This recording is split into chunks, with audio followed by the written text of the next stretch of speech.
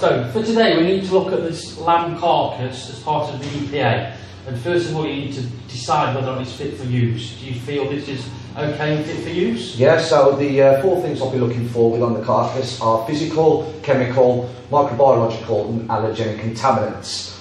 When we look at physical contamination, we're looking for any foreign object such as the elastic bands or even the ticket. Then microbiological contamination, ways in which we could identify that would be from the smell of the carcass, any mould growth, or if it's slimy at all.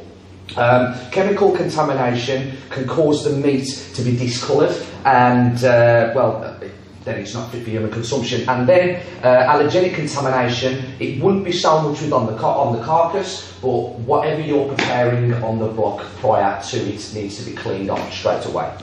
Okay, and if you have something with allergens in it, what can be the effects of that? Anaphylactic shock, and it could kill somebody. And so your customers could become ill. Yeah. Okay, so that's great, that's a good description of this. And what sort of temperature would you store your carcass at? Well, the law states that it must be below 8 degrees, and that's not the refrigeration, that's the meat itself. Okay. So I'd store my meat carcass below 5 degrees Celsius. The best practice is to ensure that the meat stays below 8. So we've identified the carcass is fit for use, yeah. It's in good condition, correct temperature, so we need to talk about the traceability of the animal. So can you describe what these stamps represent? Yeah, so these stamps are for the abattoir post-slaughter. This is for disease control, this is there for traceability reasons, and this will trace back direct to the abattoir where it was slaughtered.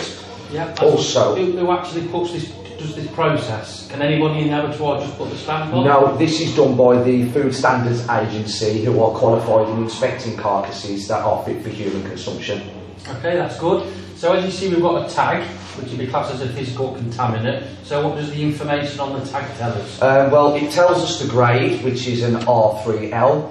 The R would stand for the conformation of the carcass from the EUROP scale, EUROP, and the 3L consists of 1, 2, 3L, 3H, 4L, 4H and 5, and the 3L stands for the fat class. Okay. It's got its weight there as well, which is 16.5 kilo, and also the time it was killed and the number of the animal.